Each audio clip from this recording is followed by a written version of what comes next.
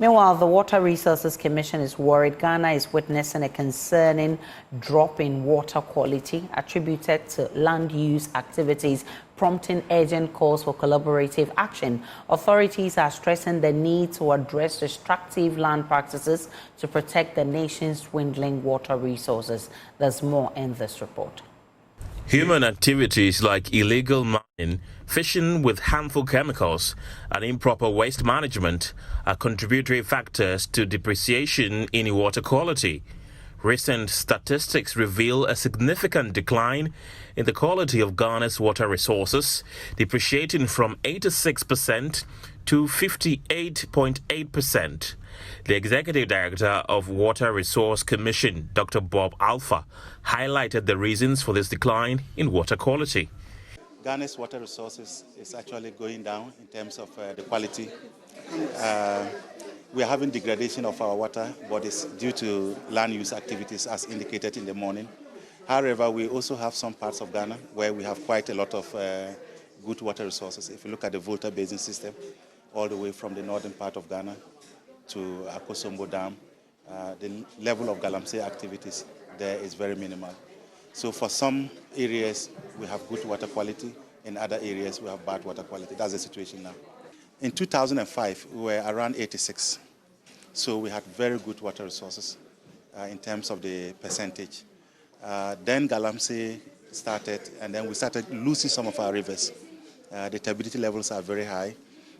If we're able to fight Galamsey and waste disposals, I think we should be getting back to the same 86%. We are within the borderline. We are still a water secure country. However, we are classified as a water vulnerable country. We are very vulnerable when it comes to water resources. If we take the next steps to the left, then we will be going into a water insecure country. That's where we are. He gave possible solutions which could help curb the situation, mentioning that proactive measures aimed at reversing this trend must be pursued by stakeholders to ensure a sustainable future for all. We have to collaborate with other agencies. So we collaborate with the Ministry of Lands and Natural Resources. We collaborate with the EPA and other agencies to work together towards, eliminating this Galamsey menace. But it will take a while. It is a very difficult fight. It started long ago, but we want everybody to be on board for the fight against Galamsey. Bad fishing methods, people using chemical, for instance, to fish. Waste disposal is one of our biggest challenge. We all know how we dispose of our solid waste, and when it rains, all that is washed into our rivers. So we are tackling the waste disposal issues with the assemblies, the fish farming also with the Ministry of Fisheries, agriculture, farming along the river banks. When that happens, the fertilizer that we use can be washed into our rivers and lakes. So we are collaborating with all these agencies to ensure we minimize the impacts of all these activities. World Water Day celebrates water and inspires action to tackle the global water crisis. A core focus of this day is to support the achievement of the Sustainable Development Goal 6, which is water and sanitation for all by 2030. The Ghana Water Company is, however, bemoaning how the continuous Galamsey activities on the Pra and other rivers in the central region have left many homes in parts of the central and western regions without water. The company is warning that many more homes may be at risk of not getting water if the Galamsey activities are not completely dealt with. Speaking at a symposium organized at the University of Cape Coast, Deputy Managing Director of the company in charge of operations, Peter De Vere, called for a genuine fight against anything that threatens the existence of any water body in the country. The Ghana Water Company has already cut 30% of its production at the Setraheman water treatment plant due to the high turbidity levels of the Pra River. The company says the quality of water is being compromised on a daily basis and urgent steps must be taken to address the growing phenomenon, lest there would be a huge water scarcity. Deputy Managing Director of the company in charge of operations, Peter De Vere, lamented the expensive chemicals the company has had to use, coupled with the cost of replacing its equipment constantly due to the effect of Galamsey activities.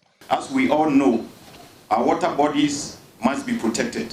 Anything that turns threatens the existence of any river body should be resisted at all costs, from what Prof has told us.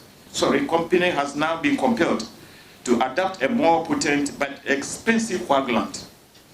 This new treatment chemical is costing the company about 4 times the original cost of the first coagulant. And in spite of this high potency of these new treatment chemicals, the rising levels of turbidity of the raw water is severely compromising the water quality and imposes substantial operational burden on GWCL for the 2 treatment plants. The current high turbidity levels do not allow the full utilization of the full capacity of the plants. The Secherehiman and Daboase water treatment plants, like many others across the country, play critical roles in providing clean and safe drinking water for thousands of customers. In Secherehiman, the water treatment plant provides water for residents of Cape Coast and Elmina municipality, Cape Coast Metropolis and Elmina municipality. That of Daboase is also for Sekendita Kradi. The detrimental effect of Galamsey activities on the Pra River continue to pose challenges to the efficient functioning of these water supply facilities. The levels of turbidity observed in the raw water of late is about 8,000. And this morning the figure is 11,000 to 13,000 NTU. Meanwhile, the plant was designed to handle NTU levels of only 500 in 2008. And that was Daboase in 1969 when it was commissioned. It was designed to handle NTU levels of 54. So water production at Rehiman water treatment plant has now been cut down by 30% to forestall the transmission of unwholesome water into the distribution system. This has left many communities in Cape Coast and Elmina without water for some time, especially those in the high hilly areas. In a similar vein, the abstraction of highly turbid water at Daboase often causes the breakdown of the pumping equipment. This has significantly reduced the quantity of water produced at the plant, also resulting in water shortages in part of Sekendita Kradi. The financial burden imposed on the company by the abstraction and treatment of polluted water, to say the least, is staggering. The company spends high volumes of money on pump replacements, maintenance, dredging of raw water intake and the sumps. Between the year 2008 and 2023, Ghana Water spent $4 million to replace original pumps at the Secherehiman water treatment plant, which should have lasted for 25 years. We had to do that just when the pumps broke down because they were abstracting turbid, highly turbid water.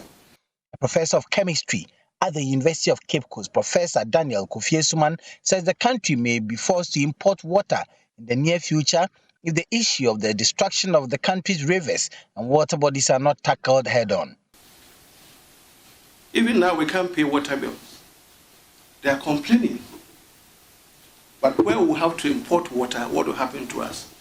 And your people will not get that water, money to buy that water. So action is now. What can we do as Ghanaians to go back to where we were when mining was down underground? You see, interesting to our mining is that the gold is locked up in a certain chemical, arsenopyrite. So once you dig to pick the gold and you remove those things from the gold, you leave that arsenic out there. And once it rains, it dissolves that arsenic. Long before, they were using arsenic as pesticides. It was a very bad chemical. So you dig, once it's already down there, it doesn't come out. That's how God created the whole thing. Once it's locked up in there, the chemical arsenic doesn't come out. But once you go to pick the gold and you break it, you release those chemicals. And our water treatment doesn't solve that problem. So today we're having a lot of issues with kidney problems, all kinds of things. It's all because of what we are taking into our body. Somebody's getting money from mining, and people are also suffering. The Mahin of Mankesim traditional area, Osajifo Amanfoedu the fourth, called for some reforms in dealing with the Galamsey menace. The symposium was organized as part of efforts to safeguard the country's water resources.